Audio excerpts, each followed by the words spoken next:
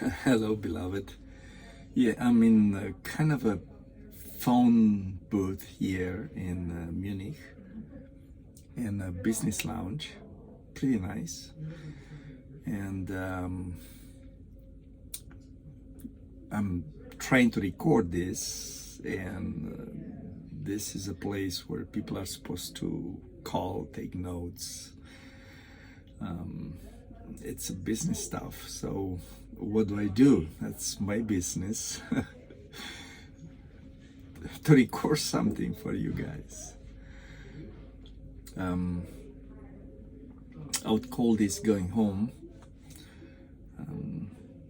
It's part of the re-entry, and lots of things come into mind in this time of travel, transition.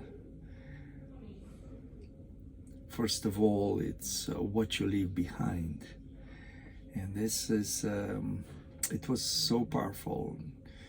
And spending some time with some leaders and understanding where we are actually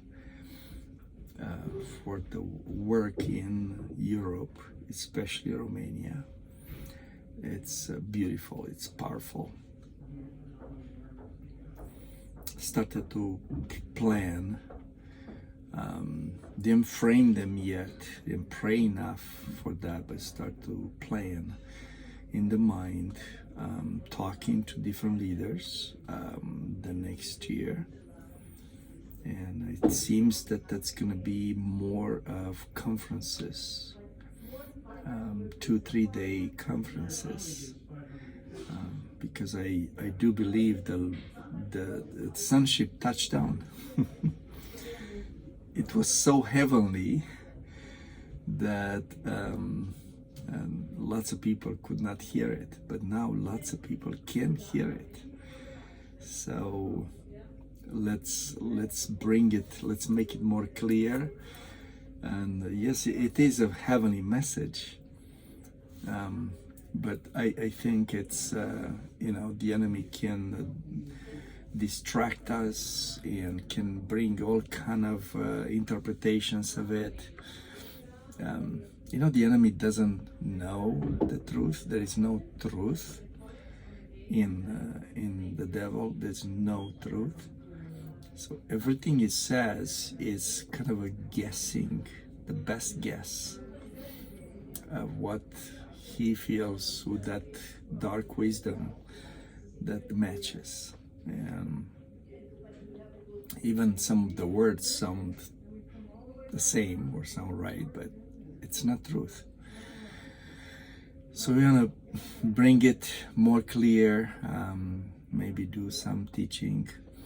That's kind of the planning for next year. We have at this point about 5 major cities, and if probably 6 with Ireland, and if Italy opens up, then probably that's the 7th. 5 are in Romania, big cities. So I was reading this, and I want to share this with you, talking about seasons and times, and Passion Translation here in the Song of Songs, chapter 2, starts here. It says, "For now is the time, my beautiful one. The season has changed." You see that, right? You see that? The season has changed. The bondage of your barren winter has ended, and the season of hiding is over and gone. Remember, I kept saying that we were like camouflaged, and part of it was protection, but another part of it is something that we saw in London, very interesting, as they build a new building, and they go up. It's like, I don't know, 20, multi stories buildings, and they put the scaffolds around, and they wrap the building around. So of course, on one end is to protect so stuff will not fall in. But to me, it was like they're wrapping around and then unveiling the finished building. And the unveiling is from the top down.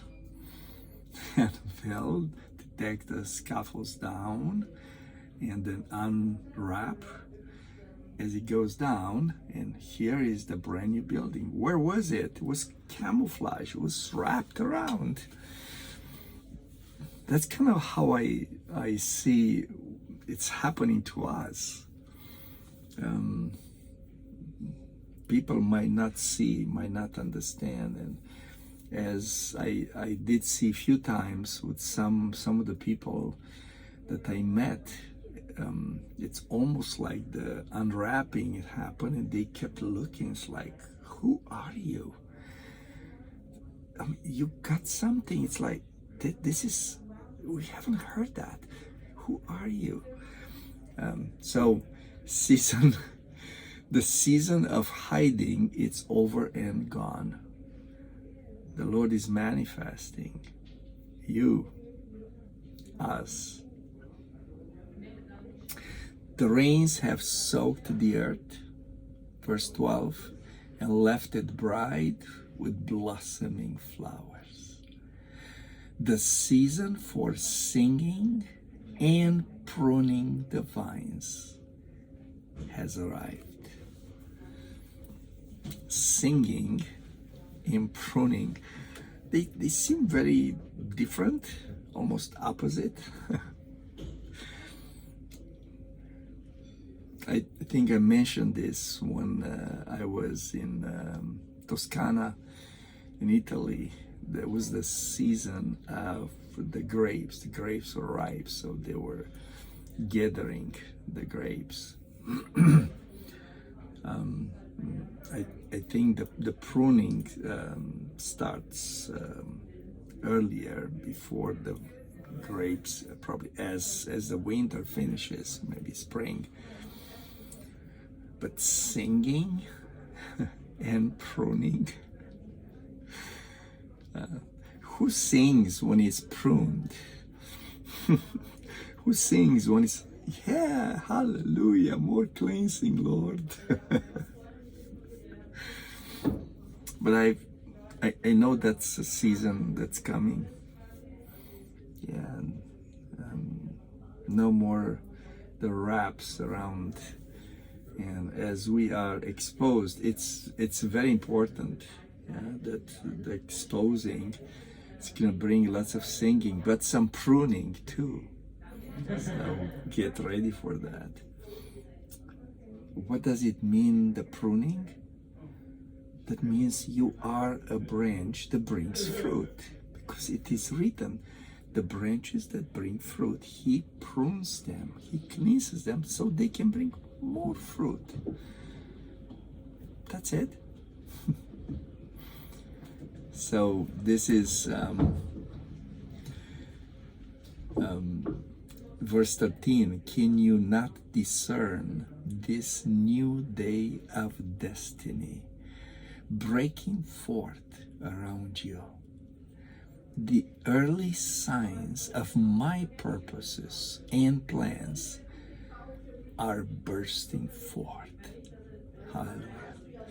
The budding vines of new life are now blooming everywhere.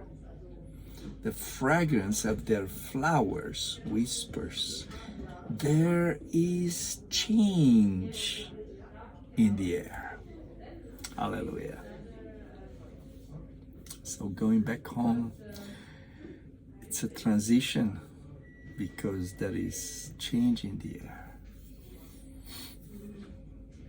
In every area, in every place, it's the Lord that brings the change. Yeah, so you'll notice that, you'll see that. By the way, I don't want to close this before I thank everyone. I'm chatting with lots of you, and everyone prayed for us, prayed for me during this trip. The prayers are absolutely felt, and I speak fruit, harvest, everything that the Lord brought to my soul. I'm sharing with you. I'm imparting into you a big increase in things that you are waiting to happen in the place where you are. Big increase. Speaking this into you, and that's I love this. I love this. The prayers were so welcome. Probably the first week was a little bit harder. My body was under all kind of attacks, and lots of you prayed. I know. And suddenly it's like the Lord completely removed that from the midst of my body. It's like everything was perfect now. One can use a little bit more rest and a little bit more sleep because it's late nights and early mornings, but that's okay. We know we are on a mission trip, right? So we'll see some of you soon, but I wanted to record this because we are on the way home. Love you.